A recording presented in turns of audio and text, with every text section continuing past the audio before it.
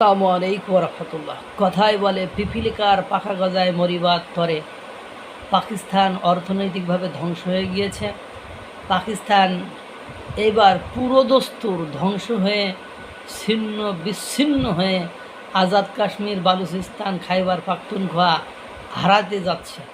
তারই ব্যবস্থা তারা নিজেই করেছে। ভারতের পেছনে লেগে নিজেদের পাছায় ঘা করার মতন কাজ পাকিস্তান ইতিমধ্যে করে ফেলেছে। ভারত সীমান্তে হঠাৎ 250 ভয়ঙ্কর কামান মোতায়েন করলো পাকিস্তান। ভারত সীমান্তে 250টি SH-15 truck mounted self propelled howitzer মোতায়েন করেছেন পাকিস্তান।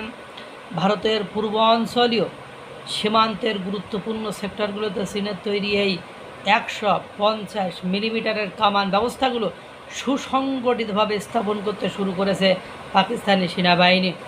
সোমবার জাতীয় সংবাদ মাধ্যম ইন্ডিয়া টুডের এই এক প্রতিবেদনে থেকে জানা গেছে এটি মূলত 2025 সালের মে মাসে ভারতের অপারেশন সিঁদুর অভিযানের পর নিজেদের সশস্ত্র বাহিনীকে আধুনিকীকরণের অংশ হিসাবে এই পদক্ষেপ নিয়েছে তারা।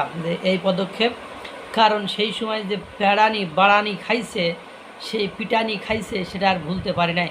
প্রতিবেদন অনুযায়ী চীনের রাষ্ট্রায়ত্ত প্রতিরক্ষা সংস্থা নরিনকোর তৈরি SH-15 মূলত পিপলস লিবারেশন আর্মির ব্যবহৃত PCL 181 হুইলড সেলফ প্রোপেলড হাউইটজারের রপ্তানি সংস্করণ। 6x6 আর্মার্ড শানসি ট্রাক চ্যাসিসের উপর স্থাপিত এই কামান ব্যবস্থা দ্রুত মোতায়েন ও উচ্চ গতিশীলতার জন্য ডিজাইন করা হয়েছে। এটি ঘন্টায় 90 কিলোমিটার পর্যন্ত গতিতে চলতে পারে এবং দুর্গম এলাকায় দ্রুত অবস্থান পরিবর্তন করতে সক্ষম।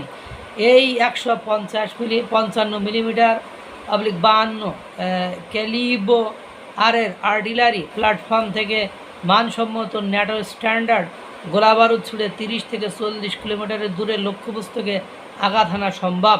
অন্যদিকে রকেট অ্যাসিস্টেড ভিলাফ প্রোজেক্টাইল ব্যবহার করে এটি দিয়ে আপনার 53 থেকে 72 কিলোমিটার দূরের লক্ষ্যবস্তুতে হামলা চালানো যায় বলে জানা গেছে। এরপরে চীনা এই কামান ব্যবস্থা একটি স্বয়ংক্রিয় ফায়ার কন্ট্রোল সিস্টেম এবং হাইড্রোলিক স্টাবিলাইজিং স্পেড দ্বারা সজ্জিত, ফলে এর ক্রুরা খুব দ্রুত কামান প্রস্তুত করে মিনিটে 6 রাউন্ড পর্যন্ত গোলাবর্ষণ করতে পারে।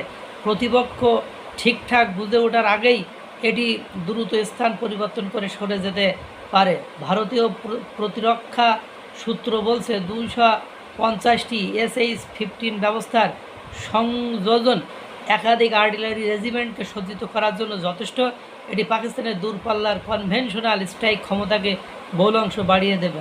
যাই হোক, যে নিউজটা পড়ে আপনাদেরকে শোনালাম, এটা কতদূর কী করবে আমি জানি না, কিন্তু ভারত যাদের বাটাম দেবে এবং ভারতের ওই যে পেহেলগামে হত্যাকাণ্ডের পরে অপারেশন সিঁদুর মিশন চালিয়ে ভারত যাদের বাটাম দিয়েছে, সেই বাটাম খাওয়ার পরেও লজ্জা হয়নি, দেশের অভ্যন্তরে নিয়মিত বাটাম খাচ্ছে।